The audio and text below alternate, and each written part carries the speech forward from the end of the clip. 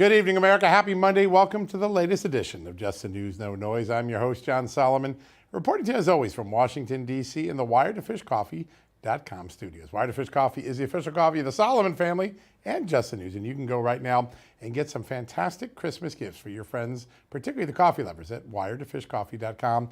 If you use the Just News promo code, you're going to get 20% off.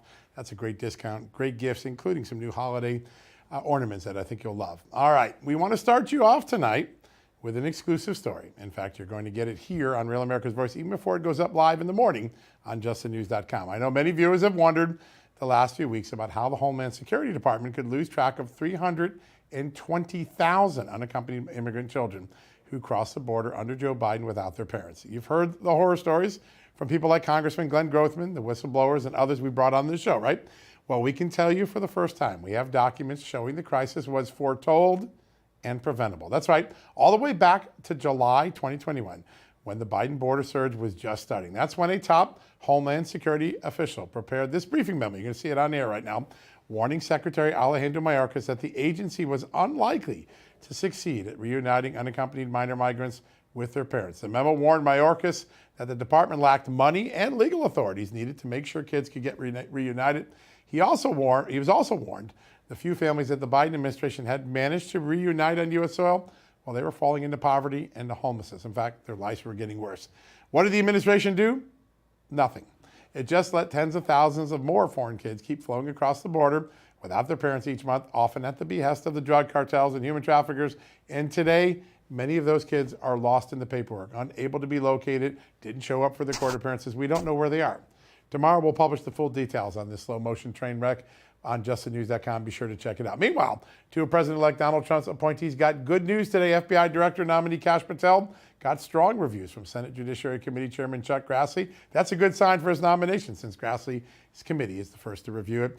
And embattled Defense Secretary nominee Pete Hegseth got some encouraging words today as well from Senator Joni Ernst. Why that's important? She was one of the Republicans who previously expressed concern about his nomination. Today, Ernst said she was encouraged she might be able to work with Hegseth and get him across the finish line. That's some big news and a big change in dynamic. Now, my amazing co-host in Los Angeles, Amanda Head, has more headlines to share. Hello, Amanda. Happy Monday. What do you got cooking?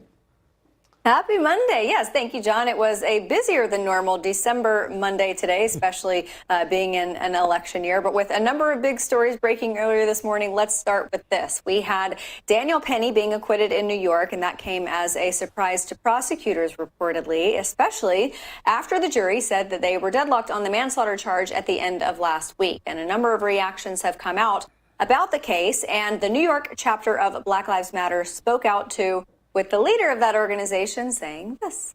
We need some black vigilantes. That's right. People want to jump up and choke us and kill us for being loud. How about we do the same when they attempt to oppress us? Right. I'm tired. Tired. Yeah, I don't think that's the best message to be sending out right now. I wonder how Manhattan DA Alvin Bragg feels about calls of vigilante justice in New York right about now. I wonder if he'll prosecute those. All right, one more thing to get to before we get to our first guest of the evening. President Trump gave a wide-ranging interview to NBC News over the weekend, and he discussed immigration to a very defensive Kristen Welker. Check it out. Is it your plan to deport everyone who is here illegally over the next 4 years? Well, I think you have to do it, and it's a very tough thing to do. But you have to have, you have rules, regulations, laws that came in illegally. I just want to make sure I'm clear, which is that you're saying, yes, you're going to focus on the people with criminal histories, but everyone who's here illegally has to go. You see what they've done in Colorado and other places. They're literally taking over apartment complexes and doing it with impunity. They don't care. They couldn't. They just are. They're in the real estate business. The local police say that is not the case in Colorado. Oh, it's totally the case. I mean, you don't believe the local police. I used to play it at my rallies every single night. No, they're breaking into doors. They're taking over the building. But sir, you and by the way, the police are afraid to do anything. So apparently the media playbook is unchanged. They will still try to paint President Trump's immigration policy as extreme, even though he was elected by a plurality of the American people to do exactly what he said he was going to do on the campaign trail. So, John, that's all I have for you. I think that we want to bring in Mayor Rudy Giuliani. Yeah, we're very lucky to be joined by America's mayor, the former mayor of New York City, who during his time didn't have a whole lot of that crime that we see today because he kept the streets safe. Mr. Mayor, good to have you back on the show today. Oh, it's great to be with both of you. You're terrific. Thank you, sir. Listen, I want to ask you about this verdict. I think a lot of people went in this morning thinking, well, maybe Daniel Penny might get convicted on the lesser charge. I did. Yeah. New Yorkers surprised us, as they often do. Tell us what you think was at work here. You know, it's funny. I heard my friend Alan Dershowitz. He had the same impressions I did. You know, after the judge, I mean, look, the judge basically told him to convict him on something. I mean, I've had enough trials to know how to give an Allen charge and how not to give one. And he gave a killer Allen charge. And then he separated the count they couldn't convict on, the main count, and he left just the minor negligence count. Now, he basically telling him, come on back. I'm not satisfied that you haven't reached a verdict on that one. So what's that telling them? They come back and they immediately return a verdict. Immediately returns a verdict means guilty. Not guilty. I mean, it really was a shocker and a great, I can't emphasize, to me, what a great day this is for justice. We haven't had a lot in New York. We've been showing the world what a crooked legal system we have in our city, what a crooked group of judges we have, and the way in which we appoint them politically, particularly in the New York court system. It's been like that way since Boss Tweed. And the judge went out of his way to convict him. The jury, you know, the jury are New Yorkers and they ride the subways. And you can be the most left-wing wacko. You ride the subways, you're scared. And Penny, they know Penny did the right thing.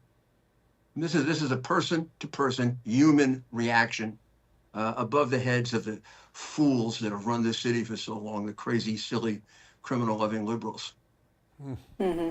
Powerful message. Mr. Mayor, I want to ask you what this does for Alvin Bragg, whether it hurts him or not, because obviously as a prosecutor, you want to have a pristine record. You want to get those wins. At the same time, New York City is extremely radical. And if he had not charged him, I think they would have raised Cain about that as well. A lot of folks calling for him to resign based on this alone. What are your thoughts? He should have resigned the day he took over and said he wouldn't enforce the law, half of it. And the governor, Hochul, who is a useless governor and a cowardly governor, and now a governor who should be under investigation, should remove him. She should have removed him the day he came in and said he wouldn't prosecute people for beating up cops. He said he wouldn't prosecute people for resisting arrest. He's probably not prosecuted half the cases that come before him. He's responsible for any number of murders in New York, beatings. There are probably 7,000 to 10,000 criminals walking the streets of New York that would not, if I were the mayor or Mike Bloomberg and Ray Kelly. You go ask Ray if you want. I mean, he'll tell you the same thing. He may say 6,000. I'd say 7 or 10. But I can see him. I can show them to you. They'd be in jail. Instead, Cuomo passed a law in 2019, virtually letting anybody out who does anything but murder, and then all kinds of other crazy things to be let people out on. We have a bunch of judges who are appointed by political hacks. They're not elected by the people, and they just let criminals out. This guy who got killed had 55 arrests. Probably should have been in jail rather than out on the street any number of times. And this never would have happened. The person who caused this is, number one, the New York system, and then the people who didn't deal with his mental illness. Yeah. I don't know how his father's going to bring a lawsuit against Mr. Penny when his father had more to do with this. Mr. Penny didn't have anything to do with it. He just tried to save people. His father had years to try to save us from this guy and didn't do a damn thing. Mr. Mayor, I want to ask a little bit about the track record of the Soros prosecutors. Obviously, Alvin Bragg, one of them. Some have been thrown out of office, even in far left cities like San Francisco and Los Angeles. Others ousted in St. Louis, where an inappropriate prosecution was brought against Eric Greitens.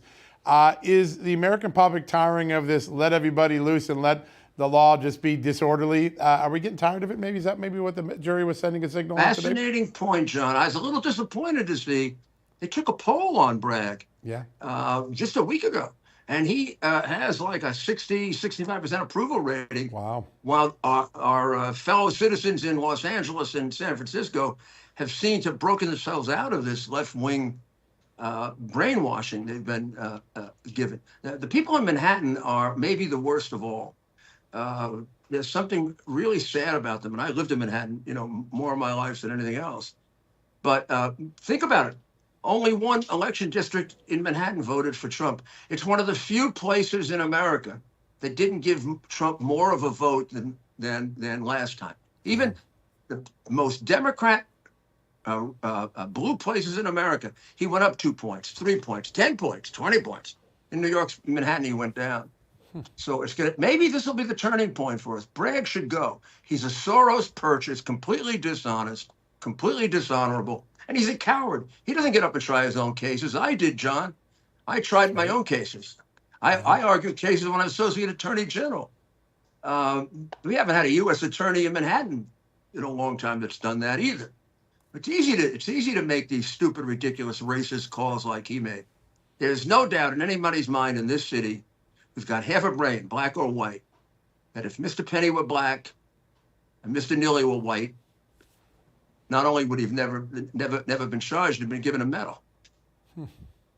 Yeah, I think there were 21 Soros-backed prosecutors across the country who lost their elections. So that's good news for America and good news for justice, I think. It is good news. I'm just praying for my city. My city's a little behind. Indeed. They're behind. I know. Sir, I want to ask you about another sort of legal matter with President Biden. We had you on sometime in November, but I think that he pardoned his son Hunter after that. So I would love to get your take on that. And also the rumor that there could be preemptive pardons. Now, I think that the pardon of Hunter Biden was noxious enough to both sides of the aisle, but any type of, and John's reporting from the top of this show, Mayorkas, maybe he's thrown into the lot as well. Do you think Joe Biden has any leg to stand on? Do you think he has the temerity to actually do it? Ooh.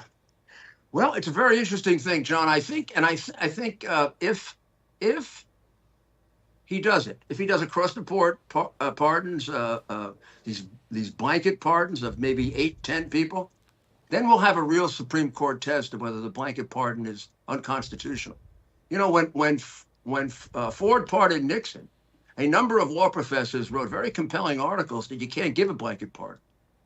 One of them that wrote it, I tried to get him on my show, and he went and I think he's in Biden's basement now because he wants to change his mind because, it works for Trump's advantage this way. But the reality is you cannot give a pardon for a crime that may be committed because the pardon power derives from the power of the King of England.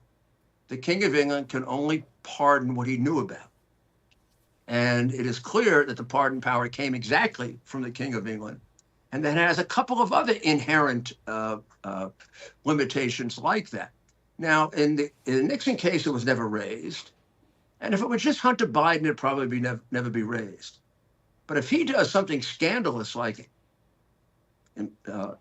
pardons 10 people, kind of giving us the outlines of a crime family, you're going to see a challenge to the pardon.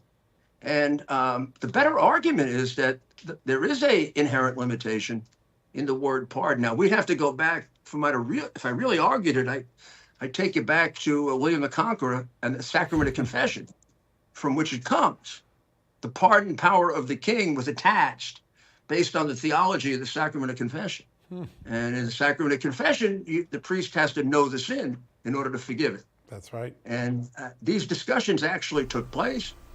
And it's clear from Blackstone and all of the great writers at the time of the Revolution that pardon given to the president was coterminous with a pardon at that time for the King of England. And he had to know the crime. Yeah, that's a key thing.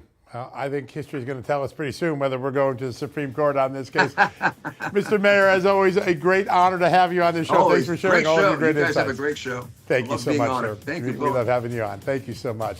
All right, folks, as we told you just a little bit ago, Pete Hegseth had a good day, yes. Senator Joni Ernst sounding a little more optimistic about him Pete Hegseth's attorney, Tim Parlatore, is going to be here next. He'll tell us exactly what went on in that meeting right after these messages.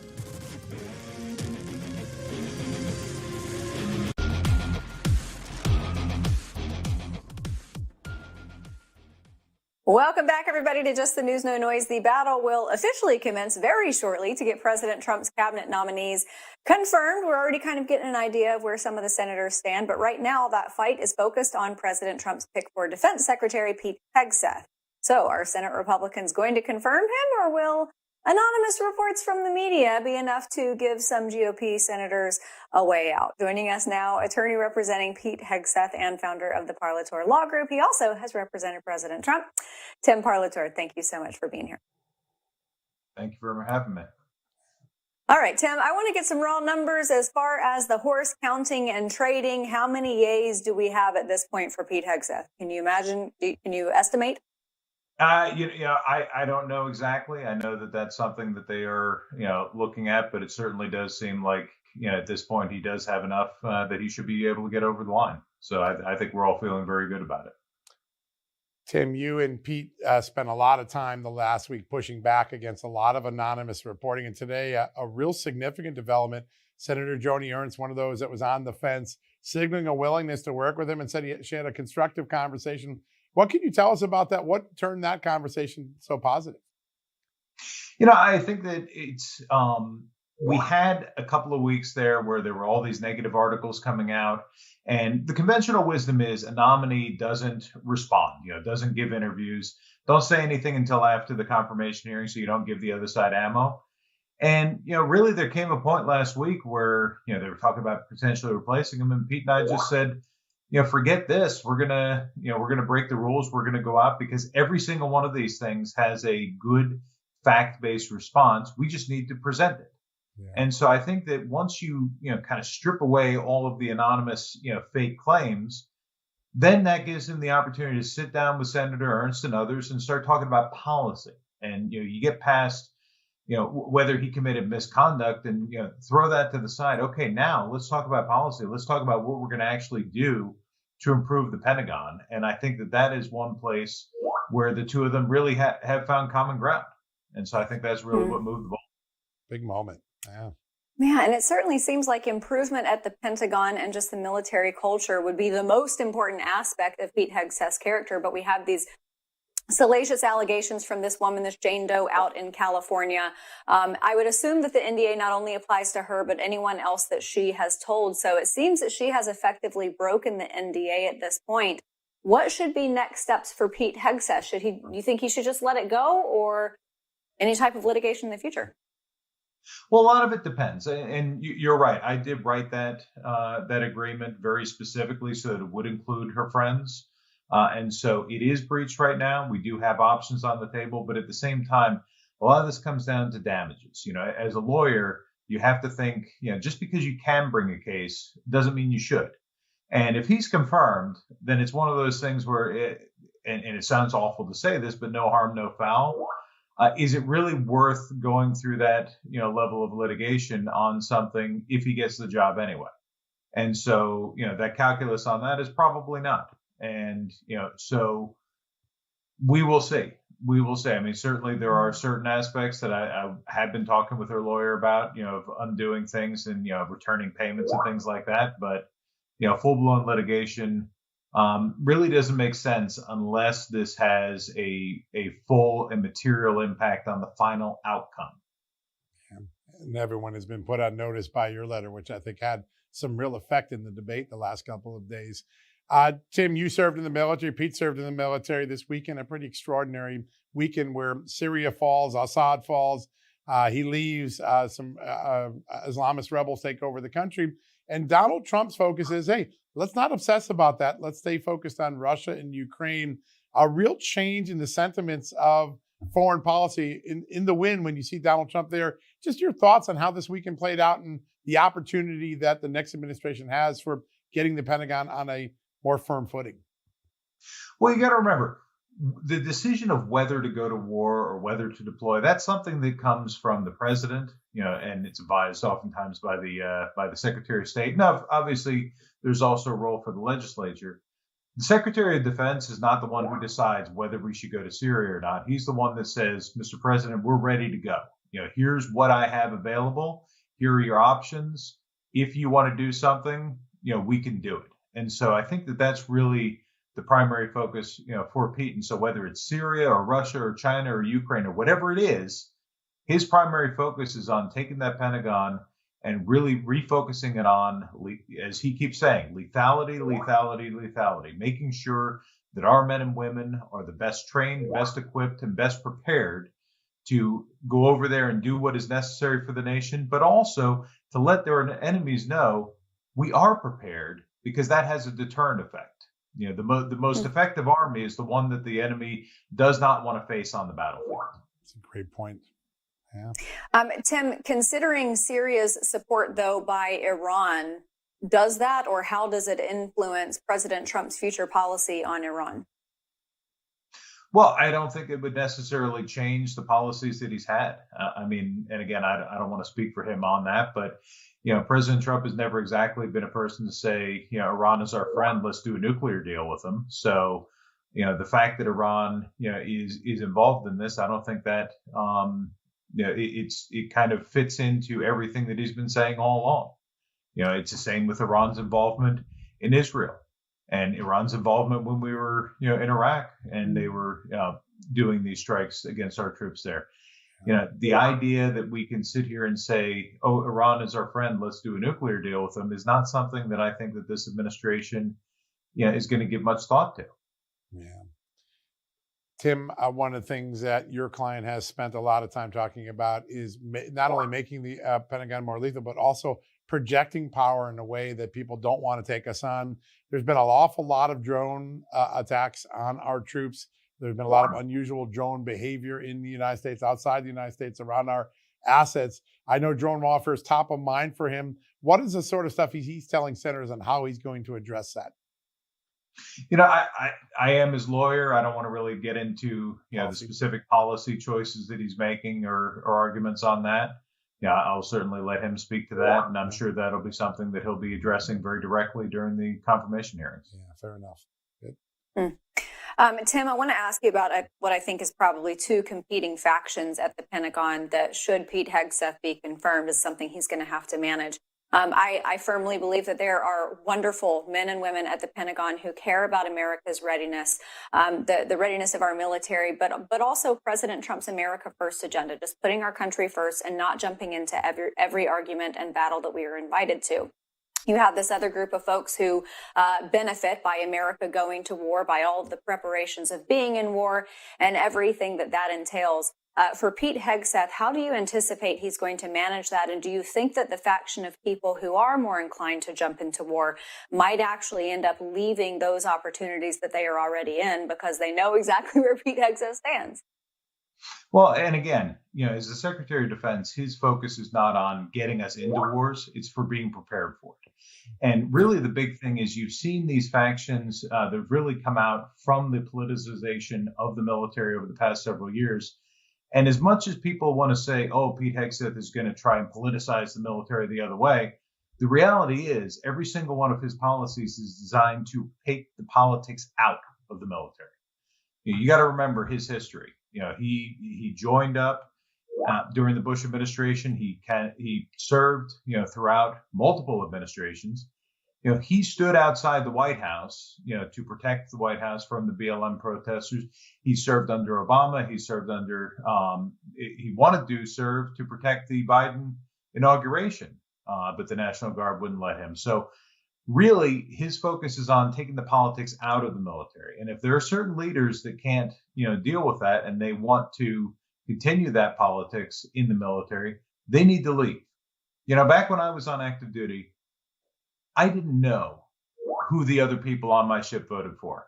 It wasn't something we discussed. We all knew that what we were there for was to implement policy, not to decide policy. And so while some of us were on one side of the aisle, some of us were on the other side of the aisle, we were all unified in the belief that we were ready and we were going to go over there and do what was needed to be done. Yeah. And I think that's really what Pete's trying to bring back. Yeah, I think Americans are cheering that on already. That's why I think his ideas are so popular. Tim, real quickly, you have been on the front lines fighting lawfare, defending President Trump, defending Eddie Gallagher. Today, I think a lot of people were surprised by the verdict in the Daniel Penny trial, the acquittal. Your thoughts on what that case may send and signal to prosecutors, jurors, and judges going forward?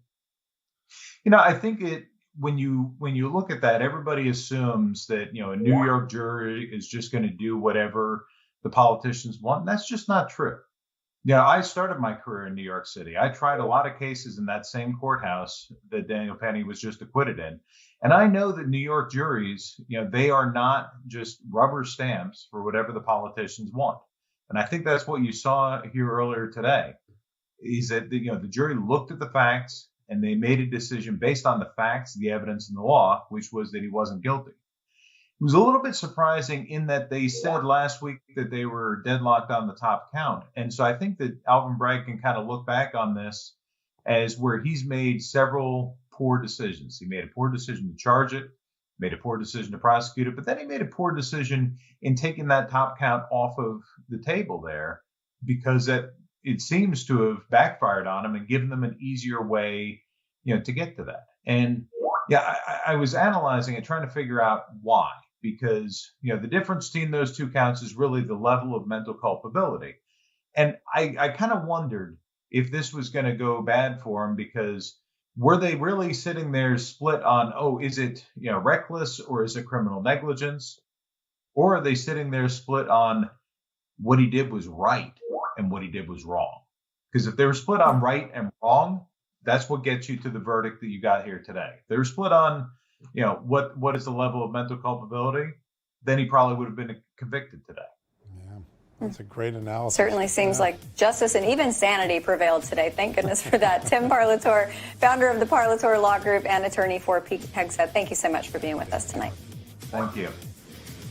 All right, everybody, coming up, Victoria Coates is going to be here to discuss what comes next in Syria and what President Trump should do about the mess that he has been left in the Middle East.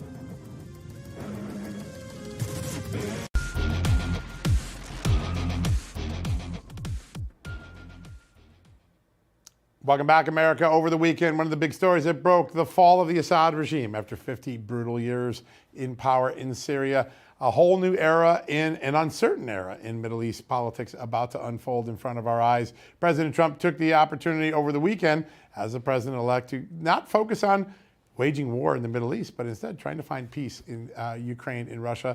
Caught a lot of people off guard. I think a lot of people were happy to see that development. Joining us right now, the former Deputy National Security Advisor to President Trump, as well as the Vice President of the Heritage Foundation's Institute for National Security and Foreign Policy.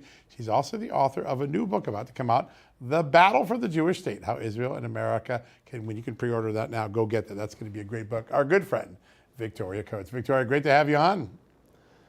Thank you, John. Great to be with you. 2 weeks ago, I'm not sure I would have thought we would be seeing the fall of Assad so quickly in Syria. Historic moment. Referee right now where we are and what is possible from this moment forward. No, it's really been a crazy 2 weeks, because what we've had over the last couple of years is the sort of concerted Biden attempt to normalize Assad. They permitted our traditional partners in the Arab world, such as Egypt, UAE, even Saudi Arabia, to bring Assad back into the Arab League, for example. There was discussions that there might be some kind of a deal in the offing whereby they would get Israel to give back some piece of the Golan Heights in return for Assad renouncing his relationship with the Islamic Republic of Iran. And so it came as something of a shock to them, as well as the rest of the world, when the so-called rebels came screaming out of the south and west of Syria 2 weeks ago, as you said, supported by Turkey, and have managed to conquer the entire country, what they've been trying to do really for the last 10 years. They've now achieved. Assad is out for the first time in half a century. Syria is not ruled by an Assad. That's a good thing. They've been awful. We've all seen the horrific videos of the folks that are coming out of their prisons who can barely talk. They've been so abused. They've used chemical weapons repeatedly on their own people, and they've been basically henchmen for the Russians and the Iranians. So no tears spared for Assad. This is a good thing for the people of Syria. The problem is that the victors here, the HTS people, who are descendants of Jabhat al-Nusra and then ultimately of ISIS and al-Qaeda, have very strong jihadist roots. And the leader of them, Abu Muhammad al-Golani, named for the Golan Heights, that is going to be a recurring theme in this discussion, is a designated terrorist with a $10 million bounty on his head. So we can't really be celebratory of them. So this is not at all clear cut. Yeah, great point.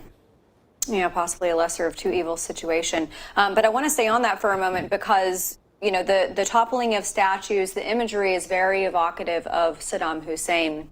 After his reign, we all know the vacuum that was created and what ultimately ended up filling that vacuum. Is that something we need to keep an eye on and make sure that we don't see the same result with this? Absolutely. And the burden has to be on HTS. Golani is now insisting that he's changed his stripes. He's no longer a jihadist. He's not going to make women cover their heads. He's not going to persecute the Christians. That's fine and well for him to say that. I think we need to see how the next weeks, months, and even years play out before we talk about lifting the designations against him.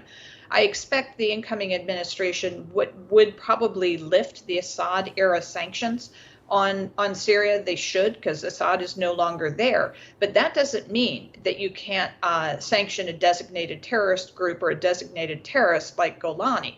So we have tons of leverage we can deploy against them. And the Israelis are really doing the Lord's work right now, destroying the depots of both Assad and Iranian weapons. They've captured Mount Hermon, one of the highest points in the Golan Heights that was still under Syrian control. They've taken that now as an observation post. I think that's completely within their rights, given the danger on their own border.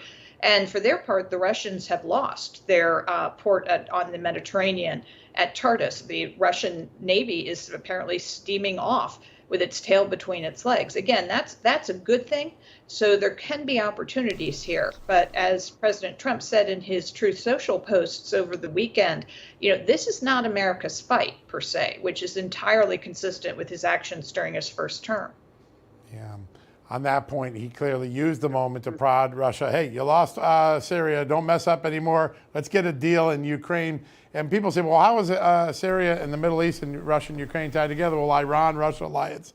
Talk a little bit about the play for President Trump. And recently we understand that Qatar has been playing a role behind the scenes in trying to mitigate some maybe early steps towards a peace deal. No, I think it's very possible, and President Trump's been very clear over his time on the campaign trail, as well as since he's been elected. He wants to wrap up the war in Ukraine. I think pretty much everybody with sense wants to wrap up the war in Ukraine, including the Ukrainians. The killing has just been so egregious. And, the war has just been expensive for everyone. The administration is about to request another $24 billion on top of the $175 that has already been pledged to Ukraine of American taxpayer dollars over the course of the last 3 years. And just to put that in perspective, over the course of the last 75 years, we've invested $150 billion in Israel. So we're now well blown past in 3 years the number that we've done in 75 years for Israel. So, that should give folks some perspective on what's being spent here and why this is out of the ordinary by any stretch of the imagination. And of course, President Trump doesn't want to spend money on this when we have so many more pressing issues here at home.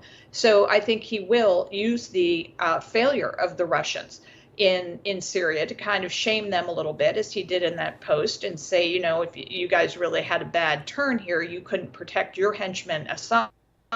He's now fled to Moscow as essentially a refugee. And why don't you do yourselves a little bit of good by wrapping things up in Ukraine? Yeah, very smart advice. I don't know about you, but I'm extremely excited about your book coming out tomorrow. Folks, go get Victoria's new book, The Battle for the Jewish State, How Israel and America Can Win. I'm looking forward. I want to be one of the first people to read it. Victoria, always great to have on your show. Thanks for joining us. All right, folks, we're going to take a quick commercial break. When we come back, world-renowned doctor and chief scientific officer at the Wellness Company, you know who he is, Dr. Peter McCullough. Up next, we got a lot to talk about. Big developments over the weekend. We'll have all of that in just a few minutes. Hey, folks, the last few years are a terrifying reminder that the next medical crisis is just around the corner. Whether it's in the form of a natural disaster like a hurricane, tornado, flood, or earthquake, or whether it's a globalist-launched pandemic or something much more mundane like a tick bite, you and your family need to be prepared. That's where the Wellness Company comes in. Dr. Peter McCullough and the medical professionals at the Wellness Company created a line of prescription medical kits that are the gold standard when it comes to keeping you safe and healthy. I rely on them. Whether it's the medical emergency kit, the contagion kit, the first aid kit, or the travel kit, these prescription kits contain an assortment of life-saving medications and guidebooks to assist in the proper use of these medications. Rest assured knowing that you have emergency antibiotics on hand to help keep you and your family safe for whatever happens. Go to twc.health/justnews today and order. That's twchealth/justnews and use the promo code JUSTNEWS to save 10%.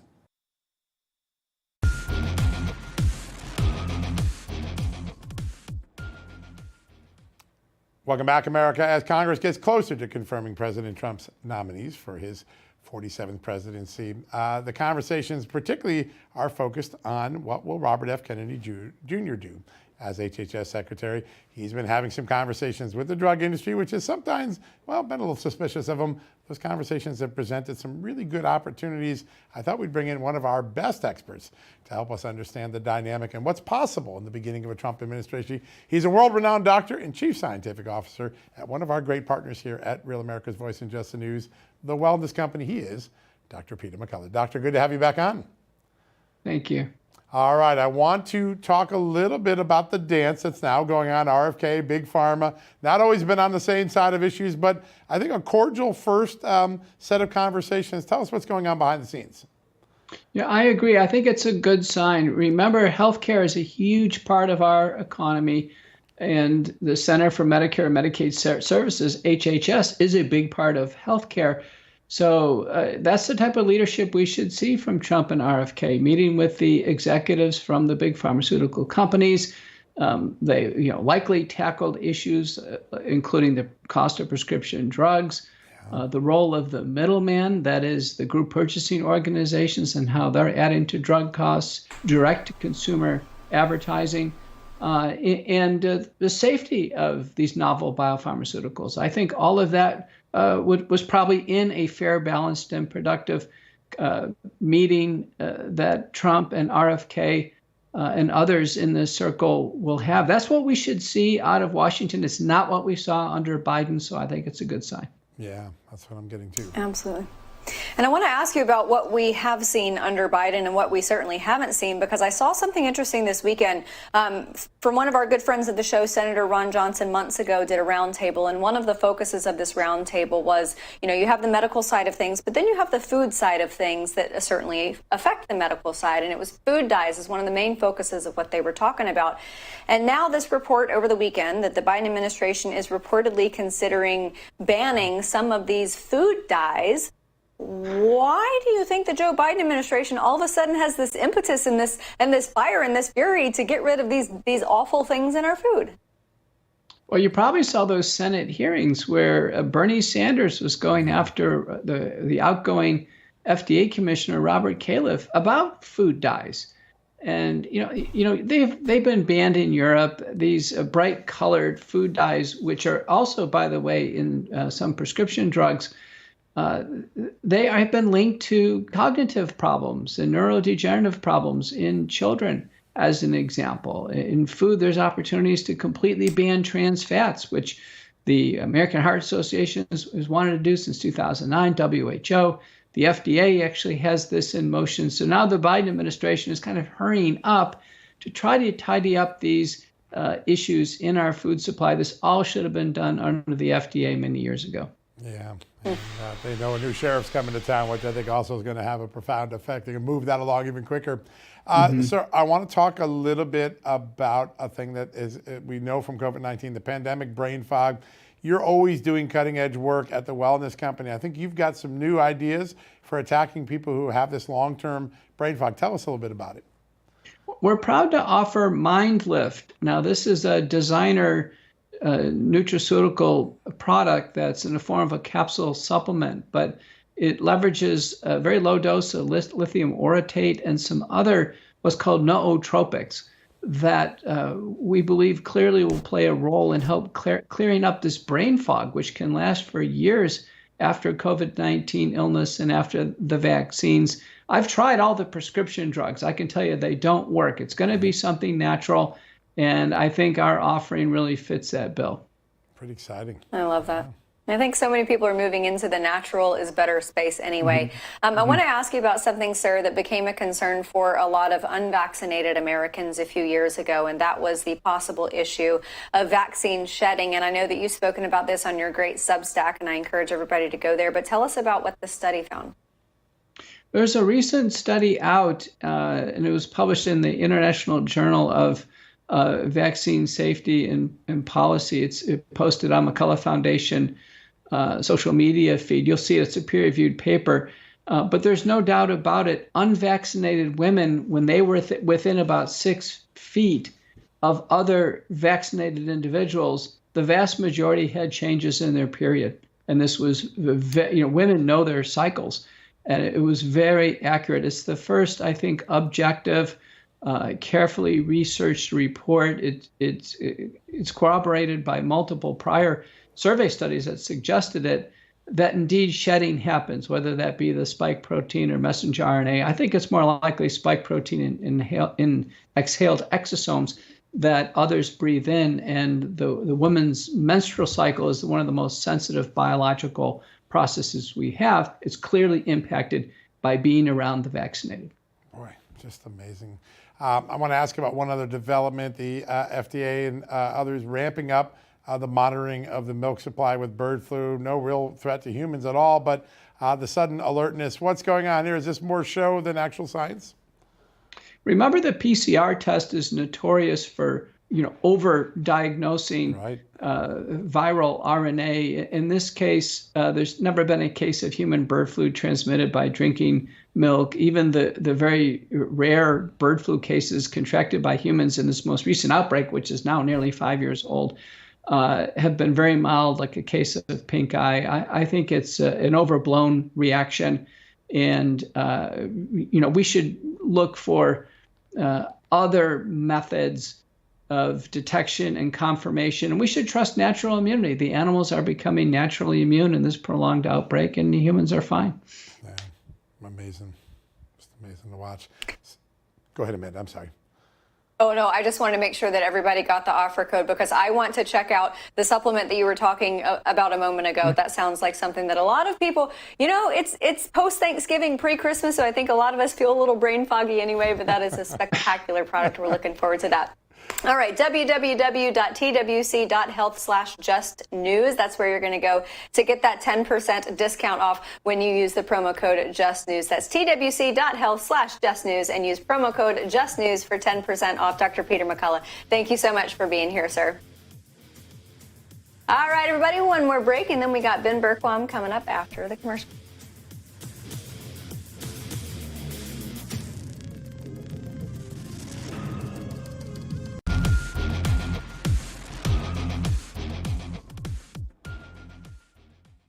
Welcome back, everybody. Last segment of the show. Now, we have heard from Tom Homan that President Trump isn't going to wait until he actually gets into office. They are going to fix the border now, but that involves help from Mexico. So how's that going? Joining us now are Ben Bergquam and Oscar Ramirez. They are traveling around Mexico all this week. And guys, welcome to the show.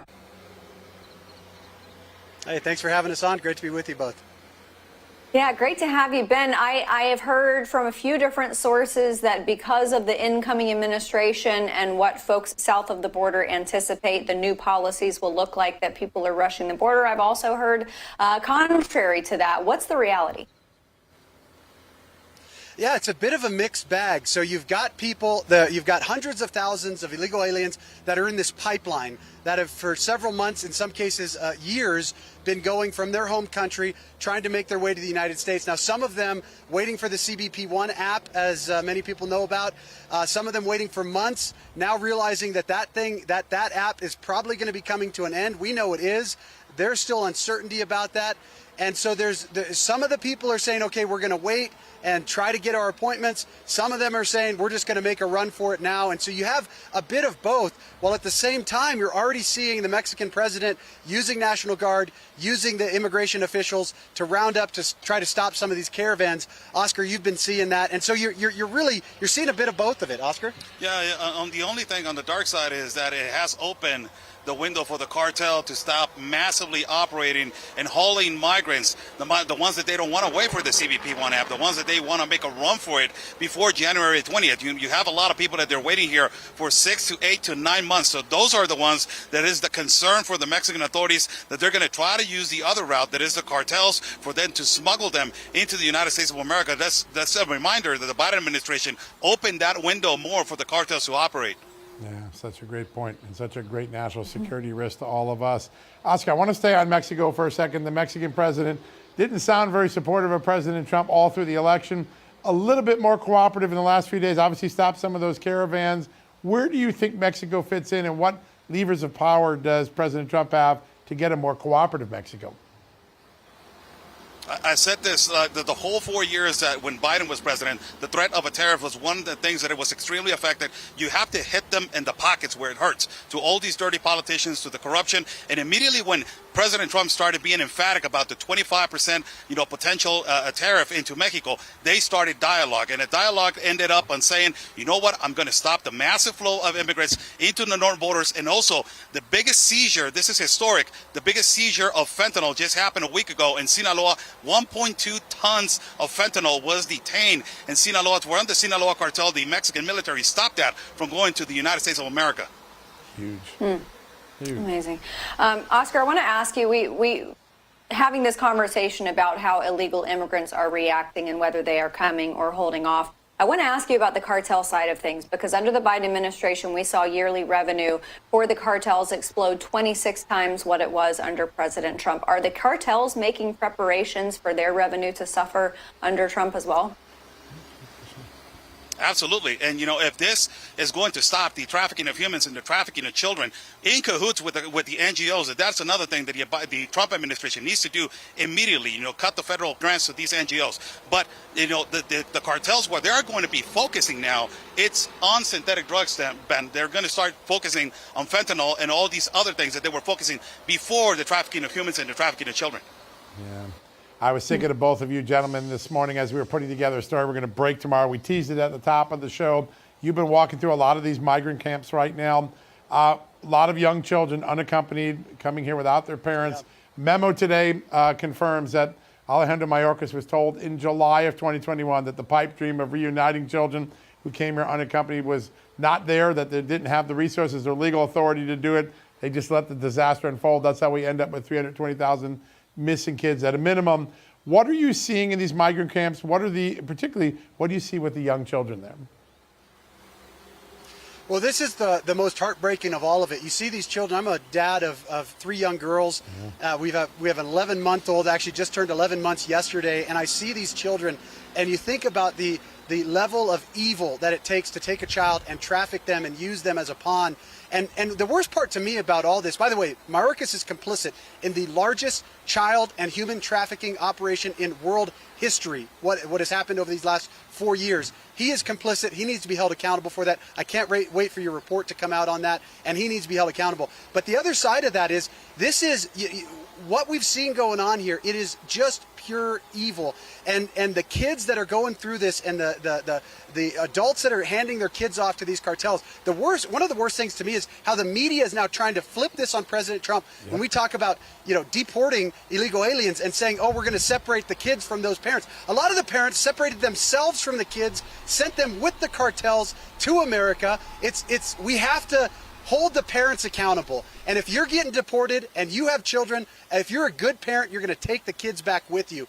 It's just, everything that we've been going through right now, President Trump is 100% correct, and I can't wait for the day when he's back in office and this stops. This child trafficking, human trafficking, and all of this stops. And by the way, we label the cartels terrorist organizations and treat them as such. Yeah, it's a big moment.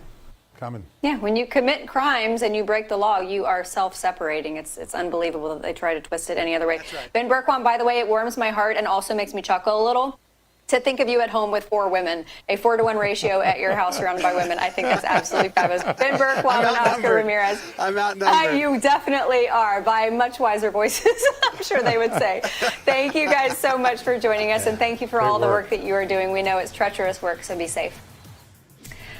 All right, everybody, that's going to do it for us tonight. We hope you enjoyed the show. We're going to be back here tomorrow night at 6 p.m. Eastern here on Real America's Voice with much more breaking news. And make sure that you head over to justthenews.com and check out John's story that he was just reporting on. It's going to be pretty blockbuster. We'll see you.